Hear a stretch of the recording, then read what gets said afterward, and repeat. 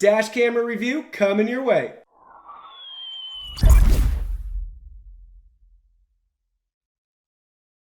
Hey everyone, Digital David here. Today we're going to be unboxing and reviewing the myGEKOgear Orbit 950 dual dash cam setup. They did send me this product to review, but any opinion expressed in this video is strictly my own. That being said, if you're interested in finding out more about this product, the link to it will be in my video description below. You can pick it up at Best Buy and some other online retailers.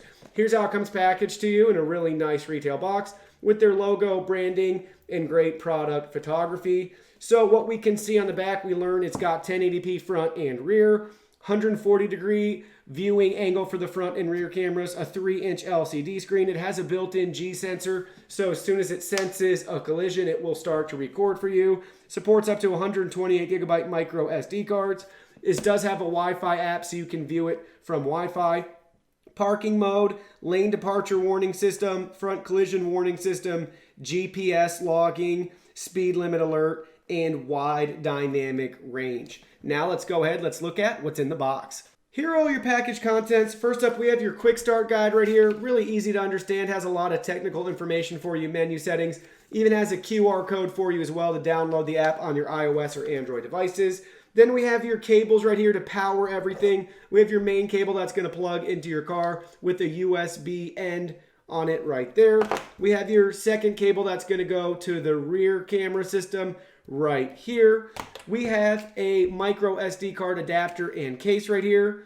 We have your mount for the main dash cam that's going to be on your windshield. And here is that camera that has a 16GB micro SD card built in. It's class 10 speeds. Has your nice 3-inch screen. Then we can see right here we got all of your buttons. So we got your menu, your arrow, and your camera, your power, your microphone, and your arrow. We have a lock and an OK right there. Everything looks sleek. I like the design. It's pretty small form factor right here. And then we can see where this mount is going to go to be able to attach it to your windshield. You're going to plug it in just like that, stick it up on your windshield, and then if you need to make any adjustments with the camera, you can just rotate the lens 360 degrees, which is really cool to be able to compensate for any angle of your windshield. Then we have your rear camera, very similar mount too. So we got the power cable that's going to plug into this one that can extend all the way up to the front of your car. And then we have the rear camera that can have its tilt adjusted. So depending on your back window and what you're sticking this to, you can adjust this as well. Now on your iOS or Android device, go ahead, let's get that app downloaded and let's set it up. So we're back here now with the myGEKOgear app downloaded on our phone. You do not need a username, password, or account to set up the Wi-Fi connection between your mobile device and your dash camera. So first thing you have to do is you have to turn Wi-Fi on the dash camera. It's as simple as navigating to the menu. Then you're gonna go over to Wi-Fi, hit OK, and then hit OK again to turn it on.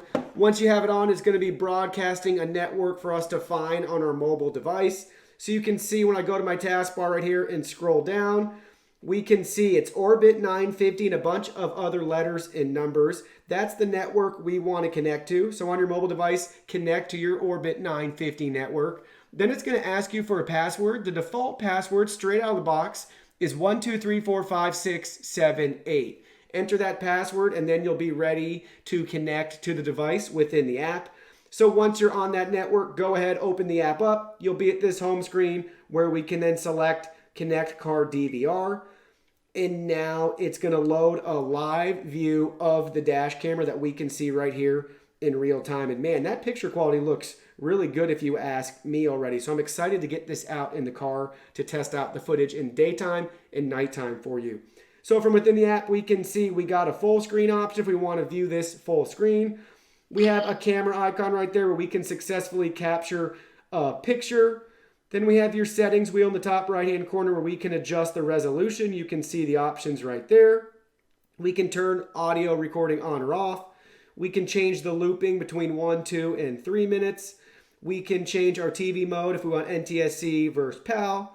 We can format the SD card and we can restore everything to default settings. So that's really nice, guys. It's cool to be able to have that live view from within your phone. Then we can go back to the app and we can view the gallery. So we can view the camera storage right here. We can view the phone storage right there if we had any selected and save to our device, which we don't yet. We can go back to the camera storage though, and then view emergency, and then photos. And then what's cool, we can rotate the camera right here, and now we're gonna be looking at the rear view camera footage that's been captured today. And then we got the same categories, emergency and photo as well for you. And then we can hit the settings wheel, and it just takes us to the version of the app in the about section right here. Now let's look at the camera menu settings. Really quick one to walk you through all the menu settings in this dash cam. Go ahead, select that menu icon left-hand corner, and then we can browse all of these awesome settings that we see right here. So look at all the menu options we have. We'll kind of go through them all pretty quickly. We got your album option right here where we can view pictures based off of normal, event, or photograph. Then we have your Wi-Fi if we want to turn the Wi-Fi on or off. We have GPS status if you want to check the status of your GPS time sync. We can change our speed units right there. We can set a speed alert if we want. So if we want to set a speed alert, we can go ahead from 30 miles per hour all the way up to 125 miles per hour. Then we have your time zone, we have your lane departure, and then we have your collision warning right here if you want to turn those on. So we just go ahead and select the check mark and you can turn it on. Clock settings, language, do you want the timestamp on? And if so, what do you want?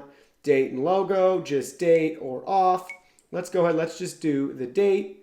And let's keep going. We got movie mode right here. So if you want full HD or HD at 30, you can choose whatever option suits your needs best. We're gonna leave it in full HD. We can even view some exposure settings right here. So we can adjust the exposure manually, which is really, really nice. So we can exit back out of that. Screensaver, if you want it to come on, and you can select the time off 1 or 3 minutes. We're gonna leave it off. We can record audio right here. We're going to leave that on as well. Beep sound. Do you want the beep sound on? I'm going to leave it on. I like having it on. Then we have your volume adjustment right here. We're going to leave that right where it's at by default. Then we have your loop recording, 1, 2, or 3 minutes. Let's go ahead and leave that at 1 minute. And we have your G sensor settings right here. High, medium, or low if you want that to trigger at all. So that's a great feature to have if you get in a crash and you're not recording. It'll start to record for you. Parking mode, here it is. Do you want parking mode sensor on at all or off at all? You can adjust that right there. Then we have your auto power off. So never 1 or 3 minutes. We're going to leave that off. Wide dynamic range, we're going to have that on too. Delete files. So normal, event, or picture, which files do you want to delete? Frequency, we can adjust the frequency between 50 and 60 hertz if we want. Factory reset, format SD card, version info, and app download. We got the QR codes right there for you guys. Now let's go ahead. Let's get this installed in our car. So we have the dash camera installed on the car's windshield. You can see at the top where the power cables come in. Then you can just run them along your car's headliner to tuck them out of the way. And you can see how it sticks right onto the windshield. Everything looks great. I love the size. It's very compact and not too distracting on your car's windshield. You can even see all the menu buttons at the bottom that are easily accessible while you're driving or if you're a passenger in the car. You may also notice those yellow lines on there. That's your lane departure warning and guide for you on screen, which is really nice. Now let's look at the back and see how it gets installed. Installation of the rear camera is just as simple as peel and stick, and then you can adjust the camera's angle to make sure it's how you want it. And then you can also just tuck that cable into your car's headliner or run it along the floor. Another great feature I want to show you guys with this dash cam is it does have a built-in battery to make sure it can properly save your video files in the event that it would lose power during a car accident or anything else like that. So you can see right here, I'm going to go ahead, unplug the power outlet, and now it's going to work on shutting down. So you can see it'll save anything that could be important and used in the future if you were to get in a car accident and need to recover that footage. It has that nice built-in battery just to allow that feature. Just wanted to show you guys really quick that it plugs right into your car, and you can see it lights up green when it is active and receiving power. So that works great. That's really simple. So we're on a test drive right now. It's an overcast day. Everything looks really great, really clear. I can make out license plates looking at the camera. We can see the street stoplights and everything else. We are using the raw audio right now, so you can get a good feel for the microphone quality as well. And we're driving through a nice little downtown area in Ohio. So we're gonna pull up to this car. Look, you'll be able to really clearly read their license plate right there. And the camera just is really nice. It's doing a great job. It's got a low profile, so it's not too distracting up on your windshield or anything else like that either. So everything looks great. It's clear out. It's clear in the 3-inch screen, being able to see everything.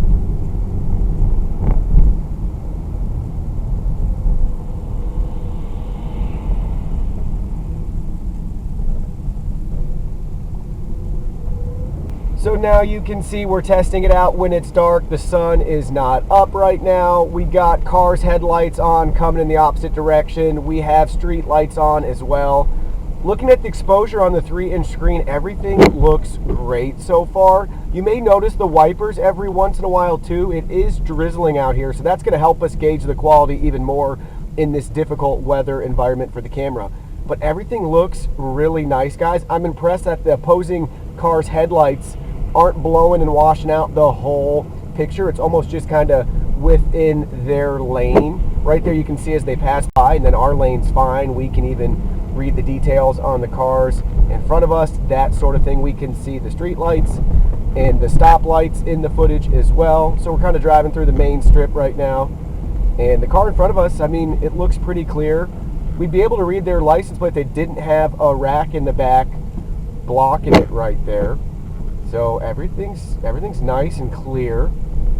We're gonna go ahead, we're gonna pull off to the side right here, just park next to this car so we can see its license plate, so you can see how it doesn't wash it out in the footage. It's nice and clear, and you can read everything in case you'd ever need that sort of information from a fender bender, an accident, that sort of thing. So that's really nice how clear and crisp this HD footage is.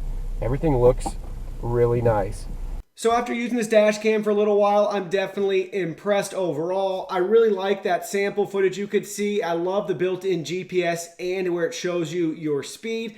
I think the picture quality is decent for this price point, but let me know what you think about it in the comment section below.